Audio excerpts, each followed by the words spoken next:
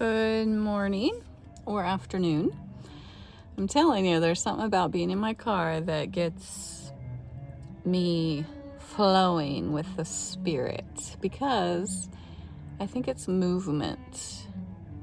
And I am a mover and a shaker. And I love change. I love life. I love bright colors. I love movement and stepping into things that I have not before. I love challenge and new things. And it's kind of fun when you think about that God put specific things in us that are like Him. And it's a neat thought. Today I kind of just wanted to talk about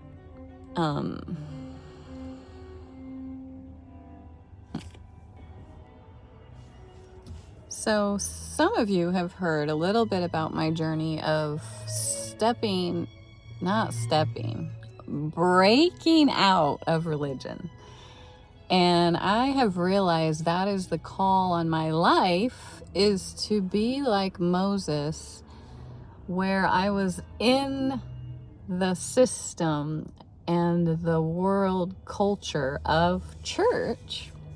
And God is saying to the religious spirit, let my people go.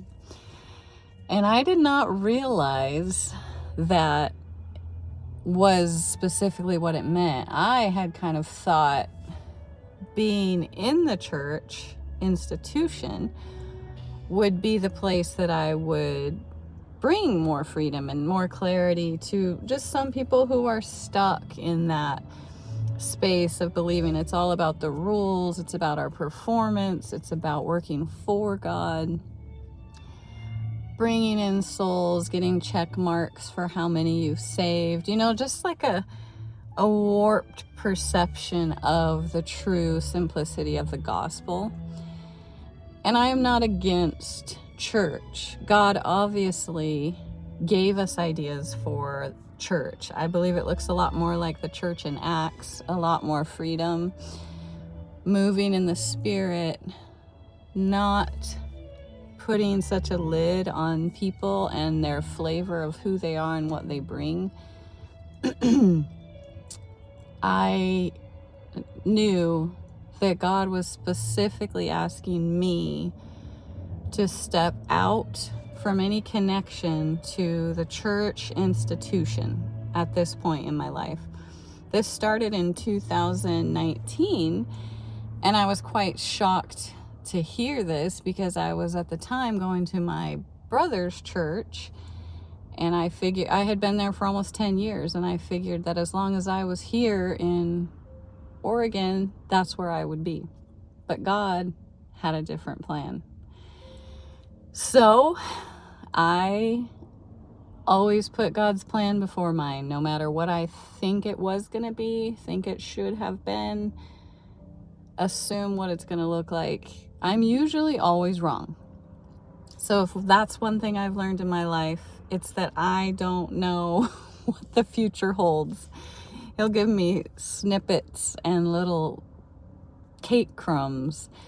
But I have had to learn this faith walk with Him. And the only way you grow in faith is you take those risks, those steps, believing that you are hearing God.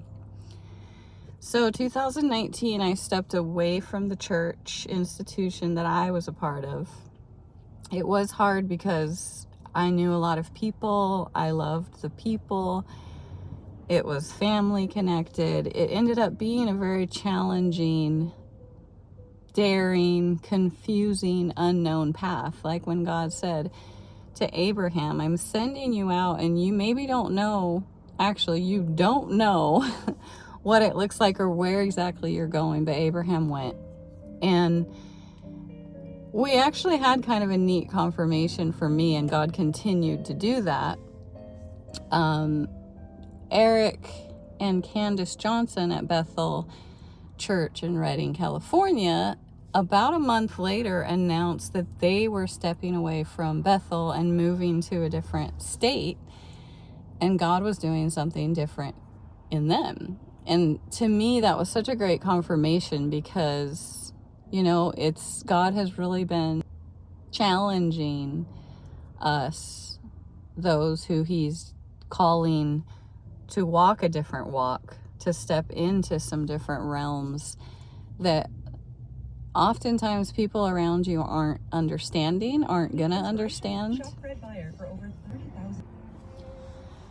I think what I'm feeling led to do and why I speak up on this or share is because I feel like God's calling a lot of us to reassess, readjust, refocus, kind of pull in from all the distractions, too many focuses, all the things that are vying for our attention, and just get alone with God and listen to what he is asking of you, because it might be a little different than what you're seeing or hearing. And when you're hearing all these different voices speaking of where you should be, where you should go, how it should look, how you should fit into this mold, you can get very distracted and lose focus of what he's asking of you.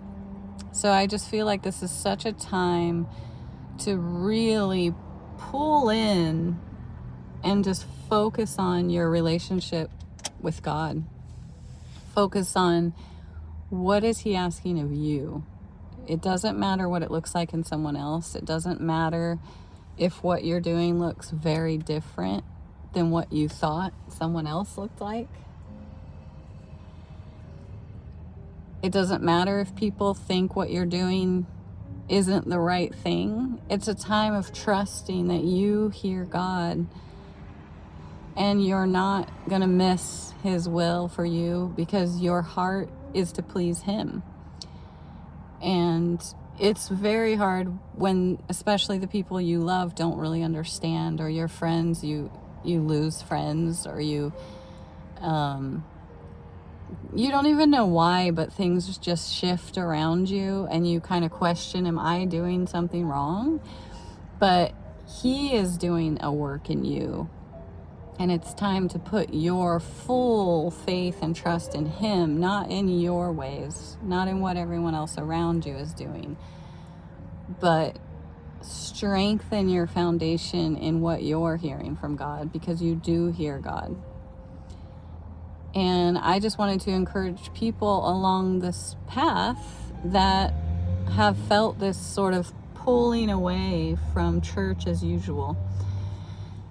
And I know that those who love and enjoy church and are fine with how it is, that's okay. I mean, they can stay doing what they're doing. And I think that there is a place for church, the institution, but I think there's more to it. I feel like there's more things that are missing. And what I've seen a lot is that in many churches, people are scared, maybe unsure of stepping out of the norm, because it seems that what they've been doing has a flow and it's working.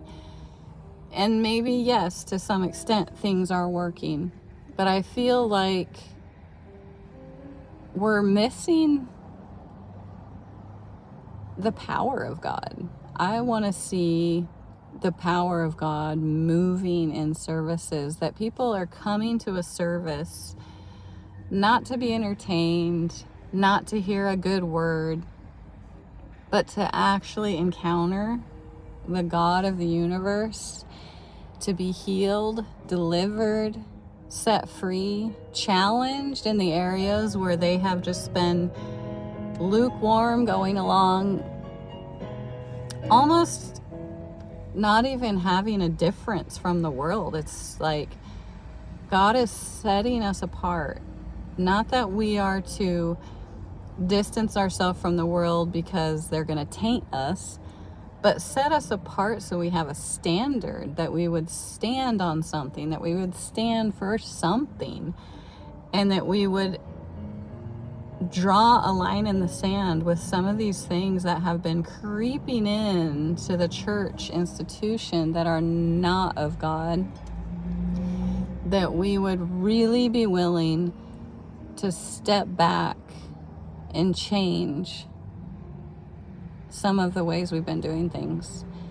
And for me and my family, we feel that God has asked us to step out from any connection to any church right now, institution, because we seem to still just come under the expectation or the control that can tend to be in a lot of churches of like, it has to look a certain way, you have to fit a certain standard. And God loves diversity. He loves who he made you to be, and he loves your voice, and he loves what your heart is passionate about. And you shouldn't be constantly watering that down to fit in to the status quo or to please those around you or to fit in. It's just not what he's asking of us. It's not what he desires. He made you who you are so that you can shine as mature sons and daughters of the Most High God, who is a powerful God, who heals, who delivers, who breaks the bondages in our lives. That we are not people that come to church regularly asking for prayer because we're suffering from the same thing over and over and over again because we haven't gotten victory. And I think one of the things that I've really begun to recognize for me in this process is how much we fool ourselves and make it about our abilities, our gift, our calling, our insights, our worldly wisdom, and we think that is God's wisdom. And we get confused, and we start to strive, we start to work for God, we start to make it about us. We get offended and easily triggered by other Christians who are either prospering in the area that we know we're called to because we think maybe there's not enough room for us, or we're offended because some other Christians are doing ministry different than we would, and we were taught this way. It's just so funny because if you are in your lane and you know what he's called you to do, you're not threatened by anything around you. You're not afraid that you're going to miss out. You're not insecure that what you have isn't enough because it doesn't look like her, it doesn't look like him. And God has just been stripping me of all those mentalities that I've had, and I called it the great dismantling, because he has had to just tear down, break down these mindsets that I have thought were normal, that I thought were his heart, but was actually man-made Christianity and control and fear and scarcity. And it's not God's heart. And I'm so glad, because it's ridden with fear, with jealousy, comparison, anger, malice. You know, he says, where there is pride, there is all these things. And goodness, he has humbled me. And I am still open to humbling, because I know that it's a constant awareness that pride is what, caused Lucifer to fall from heaven. So it's going to be there wanting to trip you up. But the only way we can remain humble is to be aware of how much our very breath is because he breathed life into us.